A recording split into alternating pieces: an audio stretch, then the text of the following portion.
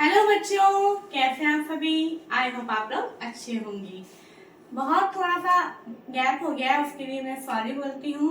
लेकिन आज मैं आपके अपना जो चैप्टर हमारा 6 चल रहा था बच्चों, उसी की मैं नेक्स्ट वीडियो आपके सामने लेकर आई हूँ। ठीक है।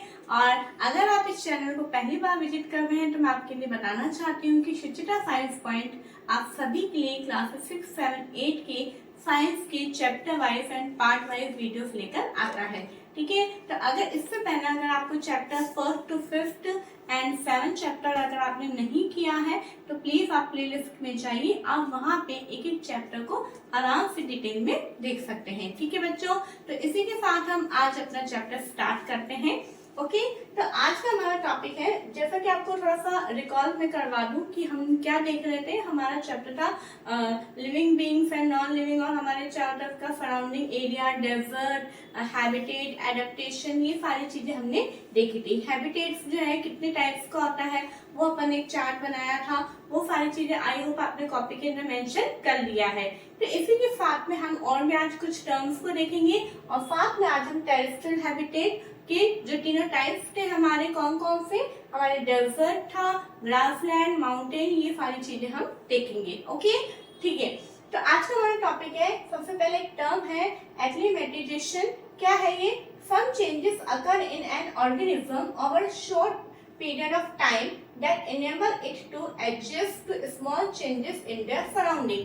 क्या होता है कि मतलब कोई भी एक ऑर्गेनिज्म के अंदर जब कुछ चेंजेस होते हैं बहुत ही कुछ कम टाइम के लिए, जो कि किसके लिए होते हैं कि जो चारों तरफ जो सराउंडिंग में कुछ चेंजेस होते हैं उसके अंदर एडजस्ट करने के लिए। जैसे हमारे चारों तरफ कुछ चेंजेस हुआ है, अब उसको एडजस्ट करने के लिए मैं मेरी बॉडी के अंदर कुछ चेंजेस करूंगी बहुत ही कम टाइम के लिए, शॉर्ट पीरियड के लिए। तो उस प्रोसेस को, उन चेंजेस को हम क्या बोलेंगे? एक्लिमेटाइजेशन बोलेंगे। ओके बच्चों, नेक्स्ट आता है हमारा कंपोनेंट्स ऑफ एनवायरनमेंट। एनवायरनमेंट के कितने कंपोनेंट्स होते हैं? 2 कंपोनेंट्स होते हैं, biotic components and abiotic component. Biotic component क्या होता है बच्चों? The organisms both plant and animals living in a habitat are its biotic component. It means वो मतलब जैसे कि वो कंपोनेंट जिसके अंदर बायोटिक कंपोनेंट वो होता है जिसके अंदर प्लांट्स एंड एनिमल्स जो कि लिविंग बीइंग्स होते हैं वो एक दूसरे से इंटरेक्ट करके रहते हैं, उन्हें अपन क्या बोलते हैं? Biotic component. बायोटिक कंपोनेंट को भी हिंदी में अपन बोलते हैं जैविक घटक। जैविक मतलब जीव जो जिंदा रहते हैं, लिविंग बीइंग होते हैं। अब लिविंग बीइंग में प्लांट्स भी आ गए और एनिमल्स भी आ गए, जितने भी सारे माइक्रो ऑर्गेनिजम्स हैं, जितने भी इस अर्थ के ऊपर लिविंग बीइंग्स प्रेजेंट होते हैं, उन सब को मिला के अपन क्या बोलते हैं? Biotic component. ओके बच्चों, नेक्स्ट आता है हमारा अबायोटिक कंपोनेंट। अबायोटिक कंपोनेंट्स यानी अजैविक घटक। अब इसके अंदर क्या क्या होते हैं? The non living things such as rock, soil, air and water in the habitat constitute its abiotic component. Abiotic component के अंदर जैसा कि हम देखते हैं रॉक यानी चट्टान, मिट्टी, एयर एंड वाटर, ये सारी चीजें जो होती हैं वो अबायोटिक कंपोनेंट के अंदर आती है। अब यहाँ पे आप देखिए कि हमने बोला है कंपोनेंट्स ऑफ एनवायरनमेंट यानी एनवायरनमेंट के घटक। तो जो एनवायरनमेंट है उसको हम ये एनवायरनमेंट के घटक क्यों बोला गया है? क्योंकि जो बायोटिक कंपोनेंट और अबायोटिक कंपोनेंट्स जो है वो एक दूसरे के साथ में इंटरेक्ट होके अपने लाइफ को सर्वाइव करते हैं। अब आप बताइए कि जो बायोटिक कंपोनेंट्स हैं, प्लांट्स एंड एनिमल्स, क्या वो वाटर के बगैर रह सकते हैं? क्या वो एयर के बगैर रह सकते हैं? क्या वो सॉइल के बगैर रह सकते हैं? नहीं रह सकते हैं। ठीक है। तो ये चीजें बायोटिक कंपोनेंट और अबायोटिक कंपोनेंट दोनों मिलके पूरे एक एनवायरनमेंट को बनाते हैं। ठीक है। तो इसीलिए हमने बोला है कंपोनेंट्स ऑफ एनवायरनमेंट कितने टाइप्स के होते हैं? 2 टाइप्स के होते हैं, biotic components and abiotic components. Okay बच्चों, अब इसी के साथ में अब आप यहाँ पे देखिए कि यहाँ पे आप सोच रहे होंगे कि हम ये सारी चीजें क्यों पढ़ रहे हैं, क्योंकि इसके बारे में मैं आपको पहले थोड़ा सा फर्स्ट वीडियो में हम देख चुके थे कि जैसे कि अभी एक्वेटिक हैबिटेट है, तो एक्वेटिक हैबिटेट के अंदर फिश रहती है, बहुत सारे एक्वेटिक एनिमल्स हैं। तो उनकी बॉडी हमने देखा था, उनकी बॉडी जैसे स्ट्रीमलाइन बॉडी होती है। तो स्ट्रीमलाइन बॉडी जो है उस वाटर के अंदर उसको सर्वाइव करने में हेल्प करती है। जैसे हमने डेजर्ट देखा, डेजर्ट का हमने एग्जांपल देखा था कैमल। कैमल के अंदर ऐसी बहुत सारी चीजें प्रेजेंट होती है जो कि उस जगह पर रहने में उसको मदद करती है। तो यहाँ पे इसलिए हम देख रहे हैं कि जो हम जो हैबिटेट्स का टॉपिक पढ़ने जा रहे हैं, तो वो हैबिटेट्स के अंदर ये बायोटिक और ये अबायोटिक कंपोनेंट कैसे एक दूसरे के साथ में रहते हैं ताकि वो उस हैबिटेट में सर्वाइव करने में उनको हेल्प मिल सके। ठीक है, तो फर्स्ट हमारा हैबिटेट आता है terrestrial habitat. Okay, what is terrestrial habitat? देखते हैं।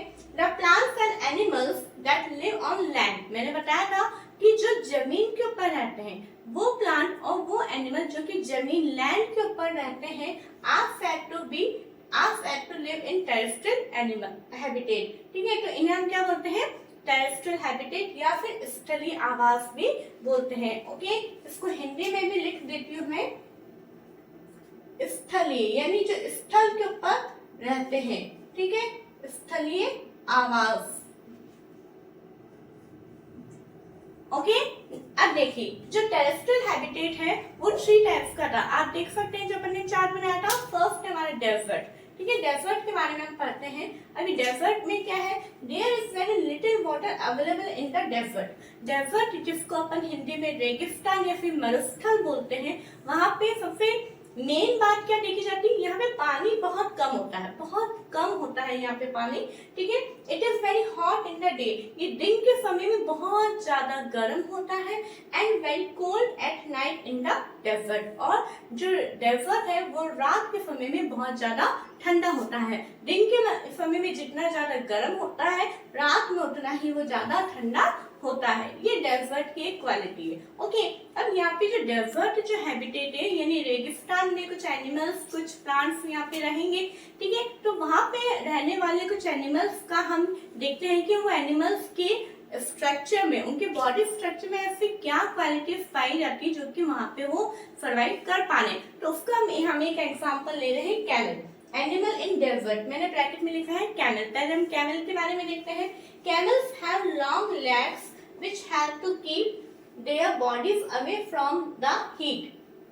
कैमल इट मींस ऊंट। ऊंट को सभी ने देखा है ना? ऊंट के क्या होते हैं? जो लेग्स होते हैं वो बहुत ही लंबे होते हैं। क्यों होते हैं? ताकि which help to keep their bodies away from the heat of the sun।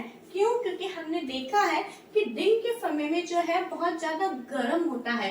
तो गर्म होगा तो जो रेगिस्तान की जो मिट्टी है ना, जो लैंड है वो भी बहुत गर्म होगी। ऑब्वियस सी बात है, तो गर्म होगी तो उसके जो पैरों को हीट ना पहुंचे, उसकी जो बॉडी है उसको हीट ना पहुंचे, उसके लिए क्या होता है? उसके लेग्स जो है बहुत लंबे होते हैं ताकि उसकी बॉडी जमीन से थोड़ा सा ऊपर हो जाए। ठीक है, they excrete small amount of urine, और वो बहुत ही कम मात्रा के अंदर यूरिन पास आउट करते हैं। their dung is dry, और जो उनका डंग होता है यानी जो उनका मल होता है वो बहुत ही ड्राई होता है। क्यों? क्योंकि पानी बहुत ही कम होता है उनके बॉडी में। And they do not sweat, और उनके पसीना भी नहीं निकलता है। Since camels lose very little water from their bodies, they can live for many days without water। जैसे कि हमने देखा था, मैंने आपको फर्स्ट लाइन में डेजर्ट में लिखा था कि यहाँ पे पानी बहुत ही कम होता है, जिसके कारण जो कैमल है अब उसकी बॉडी ऐसी ही होगी कि वो कम पानी के अंदर सर्वाइव कर सके। अब कम पानी के अंदर सर्वाइव कैसे करेगा? कि उसको जो यूरिन है वो बहुत ही कम उसको पास आउट होगा। अगर उसका पसीना निकलता रहेगा तो उसकी बॉडी में पानी की कमी हो जाएगी, तो इसलिए उसकी बॉडी से पसीना यानी स्वेट भी नहीं निकलेगा। प्लस उसका जो डंग है वो बहुत ही ड्राई होगा। ठीक है, सूखा होगा, और वो जो है उसकी बॉडी से मतलब वो बहुत दिनों तक बिना पानी के भी सर्वाइव कर सकता है। इस कारण अभी सारी इसके अंदर विशेष बातें पाई जाती हैं जिसके कारण वो डेजर्ट में रह सकता है। ठीक है, अभी हमारे को तो हर थोड़ी थोड़ी देर में पानी चाहिए, लेकिन जो बेचारा कैमल है वो बहुत दिन, कुछ घंटों की बात नहीं हो रही, बहुत दिनों तक बिना पानी के वो रह सकता है। ठीक है, और फिर जब उसकी बॉडी में पानी ही कम होगा तो ऑब्वियस बात है उसको यूरिन पूरा नहीं लगेगा, उसको पसीना नहीं आएगा, उसका डंग बहुत ही ड्राई होगा। ठीक है, तो ये सारी चीजें जो है हमें पता होनी चाहिए। अब नेक्स्ट एनिमल्स आते हैं डेजर्ट में रहने वाले रैट्स एंड स्नेक्स यानी चूहे एंड सांप। वो क्या है? They have no long legs that a camel has. जैसे कैमल के पास में बहुत लंबे लंबे लेग्स थे, लेकिन इनके पास में लॉन्ग लेग्स नहीं है। To stay away from the intense heat during the day they stay in burrows deep in the sand. ठीक है, अब दिन में वो जमीन के ऊपर तो सर्वाइव नहीं कर पाएंगे, क्योंकि उनको तो क्या होता है, वो तो रेंग के चलते हैं स्नैक वगैरह। तो क्या है कि वो दिन के समय में बिल में रहते हैं। ठीक है, जमीन के अंदर डीप में वो बिल बनाते हैं, उसके अंदर वो रहते हैं। These animals come out only during the night। और ये जो एनिमल्स हैं केवल रात के समय में बाहर आते हैं। रात के समय में क्यों? क्योंकि रात के समय में क्या है, ठंडा एटमॉस्फेयर होता है। ठीक है, व्हेन इट इज कूलर, जब ये ठंडा होता है। तो आई होप आपको इतना समझ में आया होगा। तो आप प्लीज इसका स्क्रीनशॉट ले लीजिए, ताकि जो है हम इसके आगे का इनके प्लांट्स का माउंटेन और ग्राउंड फ्लोर के बारे में भी पढ़ सकें। मैं चाहूंगी कि आप इतना मैटर लिखें। ओके, लीजिए।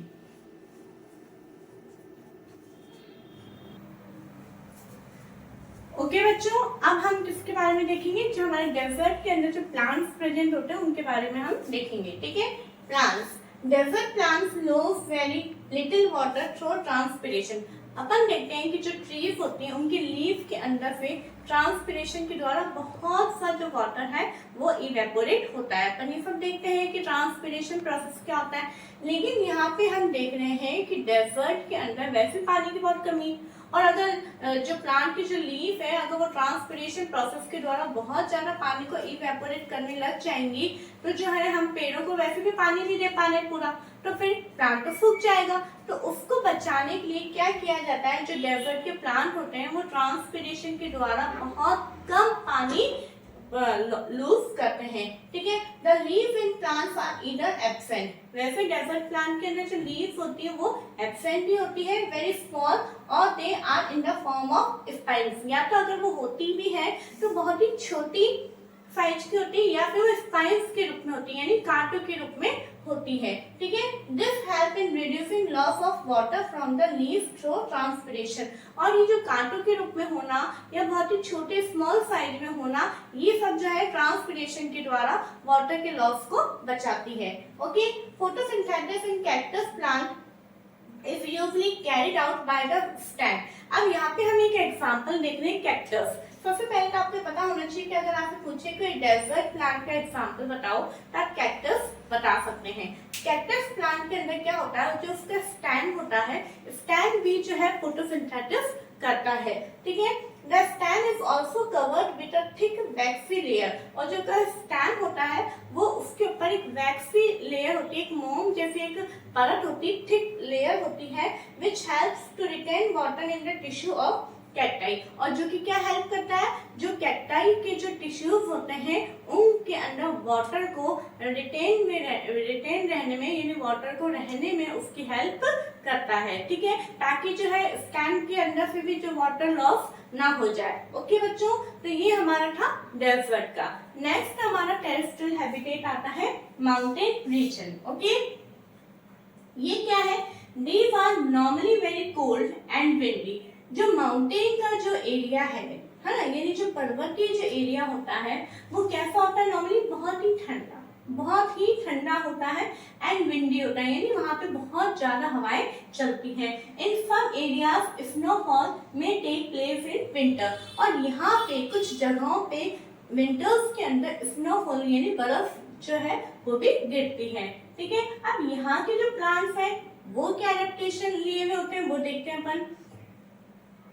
Plants trees are normally cone shaped. यहाँ के जो ट्रीज होते हैं वो कैसे होते हैं बच्चों, कोन शेप्ड होते हैं, इस तरीके से कोन शेप्ड होते हैं। ठीक है, अपन देखते हैं इस तरह के कोन शेप्ड होते हैं। ओके, कोन की शेप होती है, and sloping branches and leaves are needle like. और जिनकी जो ब्रांचेस होती है वो इस तरह से होती है, यानी यूं सीधी नहीं होती है, किस तरह से, यूं नीचे स्लोप लीवी होती है, और जिनकी निडल्स होती है वो इस तरह से निडल लाइक होती है। ठीक है, क्यों होती है इस तरह की, this help the rain water and snow to slide out easily. और तो अगर जैसे यूं बिल्कुल सीधी हो गया, अगर ब्रांचेस ट्री की फ्री होगी तो जो स्नोफॉल हो रहा है, जो बर्फ गिर रही है, वो इसी के ऊपर ही रहेगी, तो ये क्या होगा, ये प्लांट को बहुत ही ज्यादा हार्म पहुंचाएगी। लेकिन चूंकि अगर इन ट्रीज की जो ब्रांचेस अगर इस तरह से होगी, कौन शेप होगी, तो जो भी स्नो इस पे गिरेगी वो क्या होगा, स्लाइड होके नीचे गिर जाएगी।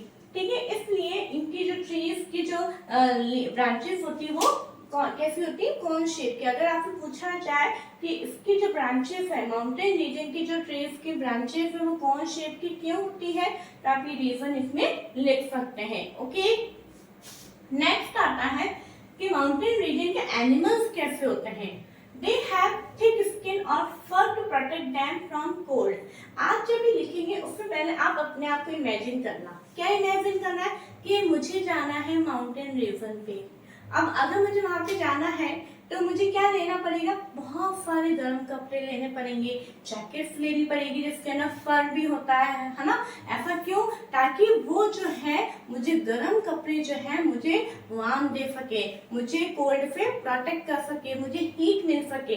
तो वहां पे जो बेचारे एनिमल्स रह रहे हैं उनको तो कोई जैकेट पहनाता नहीं है, तो वो बेचारे कैसे सर्वाइव करते हैं, तो परमेश्वर ने उनकी जो बॉडी है उसके ऊपर नेचुरली बहुत ज्यादा उनकी बॉडी की जो लेयर है, जो स्किन है, बहुत ज्यादा थिक बना दी और उसके ऊपर बहुत ज्यादा फर, उनके ऊपर बाल, हेयर्स बना दिए हैं, ताकि वो हेयर्स के द्वारा, उस फर के द्वारा उनको वार्म मिल सके, उनको कोल्ड से प्रोटेक्ट हो सके। ठीक है, तो यही बात है यहाँ पे, they have thick skin or fur to protect them from cold। example yak से एक और example snow leopard। snow leopard has thick fur on its body including feet and toes।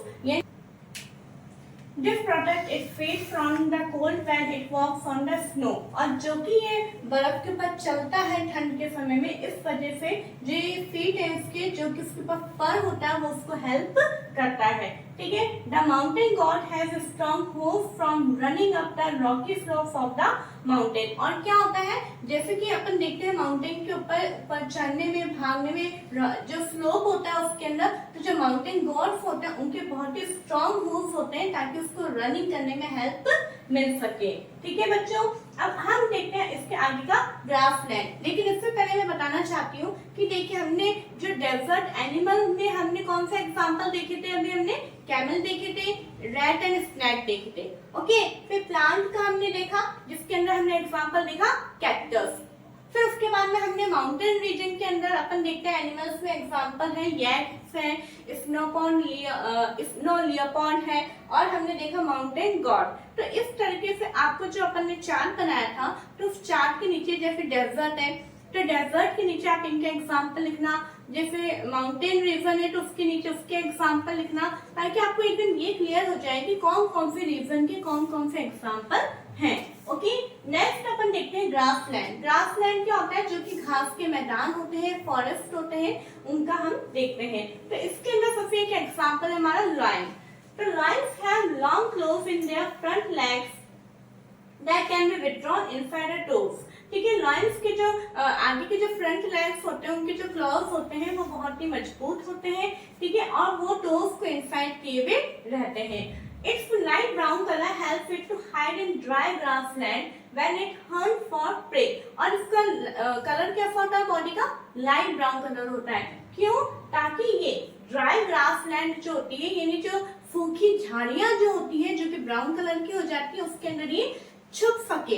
और ये क्यों छुपना है इसको, ताकि जब ये अपने शिकार को देख रहा होता है, शिकार की तलाश में होता है, तो वो जो शिकार है इसका, वो उसको देख ना ले, ताकि वो घास के मैदान में झाड़ियों के पीछे आराम से छुप के उनको एकदम उसके पास जाकर उसके ऊपर उसको शिकार कर सके। ठीक है, फिर क्या है, the eyes in front of the face allow it to have a correct idea about the location of its prey. और उसकी जो आईज होती है वो बिल्कुल फेस पे सामने, इन फ्रंट यानी सामने की तरफ होती है, ताकि जो इसकी शिकार है, जो इसका होता है, वो इसकी लोकेशन का जो है पूरा आराम से आइडिया बना सके कि कितना दूर है, कितना मुझे तेज भागना है, कहाँ पे है। ठीक है, तो ये था हमारा लॉयन का टॉपिक। अब आता है हमारा deer. It has strong teeth. इसके बहुत ही जो टीथ होते हैं बहुत ही स्ट्रॉन्ग होते हैं। क्यों, perching hard plant stems of the forest. जंगलों के जो प्लांट होते हैं उनके जो स्टैंड जो कि बहुत हार्ड होते हैं उसको चबाने के लिए इनके टीथ बहुत ही स्ट्रॉन्ग होते हैं।